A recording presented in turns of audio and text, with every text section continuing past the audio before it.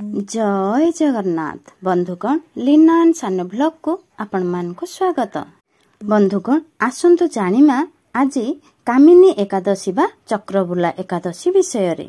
वर्ष मध्यरे पालित हेउथिबा एकादशी मानक मध्यरे श्रावण मास कृष्ण पक्ष एकादशी स्वतंत्र। एहार नाम कामिनी एकादशी बोली आमे जानि थाउ। ताहा श्रीमंदिर रे चक्रबुला एकादशी भाबे पालित करा जाय थाए। एपरिकी एही एकादशीर नाम स्मरण मात्रके बाजपेय यज्ञर फल मिली थाए। एही दिन श्रीधर हरि विष्णु माधव और मधुसूदन आदि नामरे शंख चक्रधारी विष्णु को पूजा करा जाए। एही पूजार जो फल मिले ताहा गंगा काशी नैमिष्य रण्य बा पुष्कर क्षेत्र रे तप कले मिली न थाए। एपरिकी सेही दिन मधुसूदन श्रीहरि को पूजा कले जो फल मिली थाए ताहा समुद्र और वनभूमि सहित समग्र पृथ्वी को दान करिवार पुण्य फल सहित समान। एही दिन व्रत रखी भगवान श्रीधर को स्तव कले तांको सहित गंधर्व और नागंक समेत समस्त देवतांकर पूजा होई थाए। भगवान विष्णुंकर तुलसी दल अत्यंत प्रिय, किंतु एही दिन समग्र राति उजागर रही विष्णु को दीपदान सहित तुलसी मंजरी अर्पण कले श्रीहरि मनुष्य को समस्त पापरु मुक्ति करिथांती।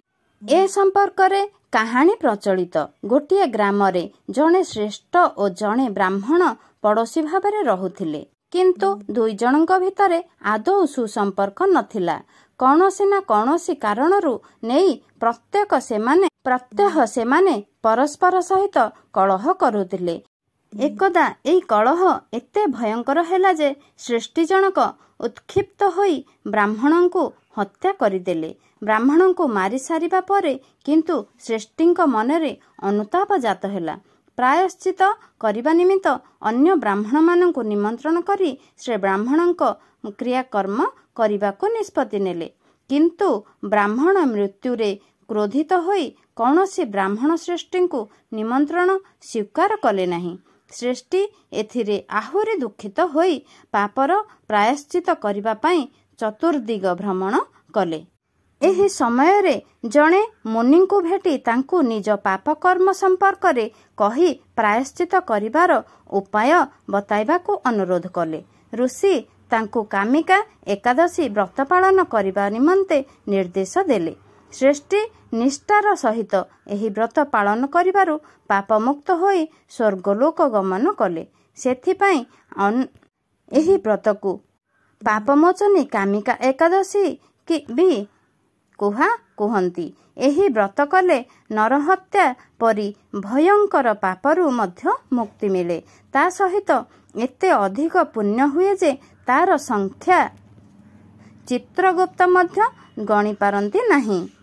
बंधुगण एबे आसंतु जानिमा एकादशी रे तुलसी तोला जाए नहीं काहेकि। साधारणतः प्रत्येक हिंदू सकाळ समय रे चौरा पूजा करिथांती। पूजा करिबा परे तुलसी पत्र को छिंडाई पादुक रूपे पाइथांती। ठाकुरन को अर्पण करिबा निमंते मध्य तुलसी पत्र को तोला जाई थाए।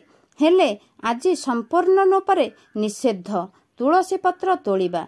तेबे आज हेउछि देवोत्थापन एकादशी। प्रतिवर्ष कार्तिक मास शुक्ल पक्षर एकादशी तिथि रे भगवान विष्णु जोग निद्रारू उठी थांती। तेणु भगवान विष्णु को तुलसी पत्र बहुत भल लगी थाए। तुलसी बिना भगवान विष्णु पूजा अधूरा रही थाए। एमितिरे देखिबाकू गले तुलसी पत्र को रविवार ओ एकादशी रे तोला जाए नहीं। ए कि तुलसी गछ मूलरे जल अर्पण मध्य करिबा अशुभ अटे। सेथिपई आसंतु जानिबा ताहार कारण कौन रहिछि। आज दिन रे भगवान विष्णु 4 मास परे निद्रारू उठी थांती। सेथिपई तांकु शंख घंट आदि बजा जाई उठा जाई थाए। देवोत्थापन परदिन रे तुलसी विवाह करा जाय थाए। ताहा परे सबु मंगल कार्य आरंभ होई थाए। धार्मिक परंपरा अनुसार देवी तुलसींकर विवाह विष्णुंकर एक रूप ଶାଳଗ୍ରାମଙ୍କ ସହ ହୋଇଥାଏ। ସେଥିପାଇଁ ତୁଳସୀ ଦେବୀ ପ୍ରତି ଏକାଦଶୀର ରବିବାର ଦିନ ବ୍ରତ ରଖିଥାନ୍ତି।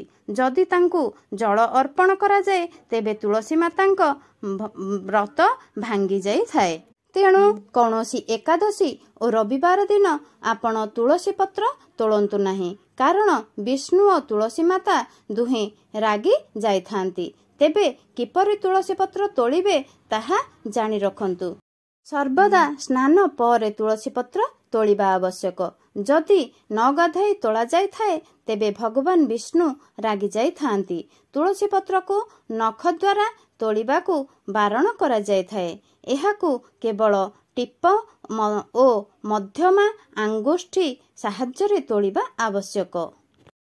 ବନ୍ଧୁଗଣ, ଏ ହେଉଛି ଆପଣମାନଙ୍କର ଅତ୍ୟାବଶ୍ୟକ ଜାଣିବାର ବିଷୟ।